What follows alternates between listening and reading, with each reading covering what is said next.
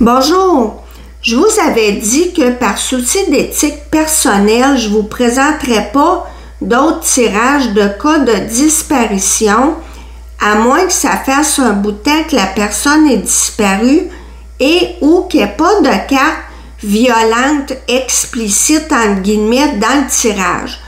C'est pourquoi je vous présente celui-là qui n'est pas nécessairement positif, mais qui rejoint la même ligne de pensée que les parents d'Ariel, leur hypothèse à savoir ce qui est arrivé à leur fils.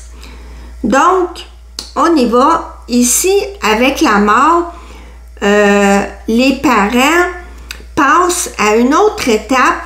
Ils ont fait faire des affiches avec un portrait robot d'Ariel Jeffrey Kouakou où il est vieilli pour montrer de quoi il aurait l'air aujourd'hui à 16 ans. On espère ainsi relancer l'enquête pour réussir à trouver des nouveaux éléments pour le retrouver. Ici, on dit avec le carrefour et la table, il s'en allait rejoindre un ami, mais avec l'épreuve, il a rencontré, il a eu un empêchement qui fait qu'il n'a pas pu se rendre. Ici,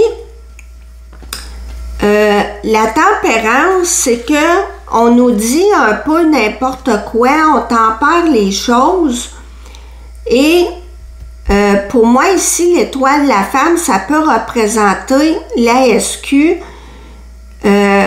On dit qu'il y a quelqu'un qui est chanceux que la SQ est inversée face fausse route parce qu'on ne protège pas Ariel à quelque part. On dit qu'il est probablement tombé à l'eau. C'est ça que les enquêteurs ont dit. Bon. Ariel, au moment des faits, avait 10 ans. Un enfant de 10 ans ne tombe pas à l'eau. Hein? Il n'y avait pas 3 ans, là. Et je présume que c'était pas la première fois qu'il allait chez cet ami-là et qu'il empruntait ce chemin-là. Sinon, ses parents ne l'auraient pas laissé aller tout seul. Donc, ça ne tient pas vraiment la route. Ici, ça, c'est une partie de la réponse. Malheureusement, il a rencontré ça. Et pour moi, c'est une personne d'église.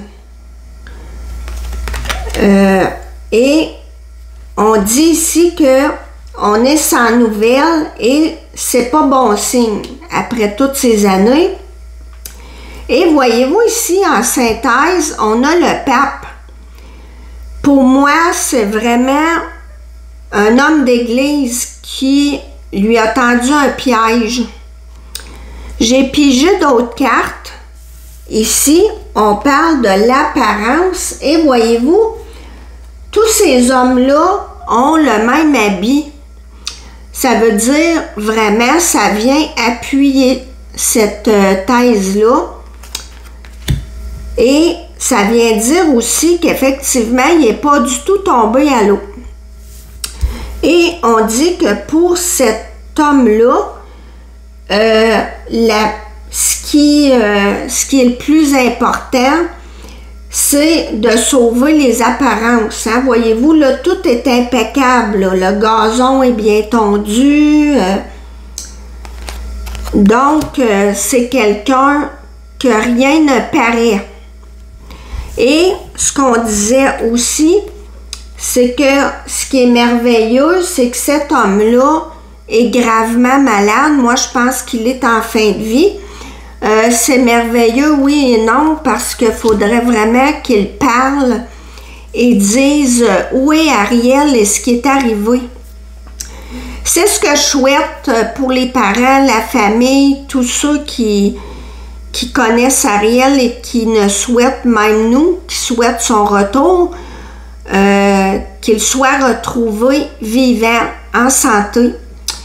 Voilà, merci de m'avoir écouté. À la prochaine!